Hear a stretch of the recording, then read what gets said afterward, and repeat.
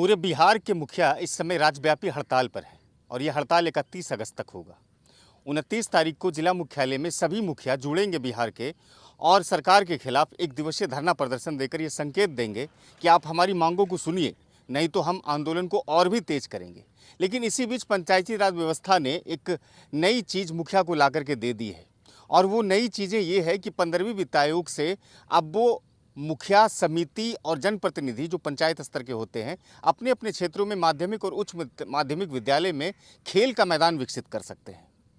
और ये योजना 15वीं वित्त आयोग की राशि से पूरी तरह से विकसित होगी। हाल ही में पंचायती राज व्यवस्था ने इसकी जब पंचायत स्तर पर समीक्षा की तो देखा कि कई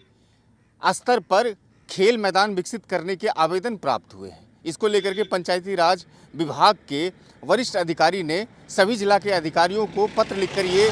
आदेश दिया है कि अब अपने अपने पंचायतों में मुखिया समिति और जनप्रतिनिधि अगर विकसित करना चाहते हैं खेल मैदान तो उसे 15वीं वित्त आयोग से पैसा दे दिया जाए, यानी राशि दे दिया जाए। पहले खेल मैदान का जो विकास होता था वो मनरेगा और सस्टम वित्त आयोग से होता था, लेकिन अब इसे 15वीं वित्त आयोग के तहत विकसित करना है। हम आपको बताते चले कि ऐसे कार्य में प्राथमिकता मनरेगा मजदूरों को दी जाएगी और दूसरे स्तर पर ग्रामीण इलाके, यानी जिस इलाके में इस तरह के मैदान विकसित होंगे उसी इलाके के उसी गांव के मजदूर उसमें काम करेंगे और ये सरकारी भूखंड से ही मिट्टी का उठाव होगा और उस उठाव मिट्टी को विद्यालय में पहुंचाया जाएगा और विद्यालय से खेल मैदान पूरी तरह से विकसित हो जाएंगे, जीर्णोद्धार हो जाएंगे। कहा जा रहा है सरकार की तरफ से जो सरकारी विद्यालय में जो इस तरह के मैदान विकसित होंगे और जो भूखंड यानी सरकारी भूखंड से जो मिट्टी का उठाव होगा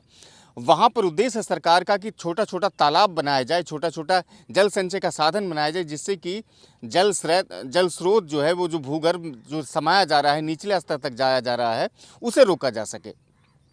लेकिन इस विद्यालय को विकास करने के लिए या फिर मैदान को विकास करने के लिए उसमें सबसे पहले प्रखंड शिक्षा समिति से उसको अनुमोदन लेना होगा, यानी अनुमोदित कराना होगा, उसके बाद ही फिर वो कार्य कर सकते हैं। अब रहा सवाल इस बात का कि मुखिया जिस तरह से हड़ताल पर अड़े हुए हैं, इस 15वीं वित्त आयोग से अब जो विद्यालय के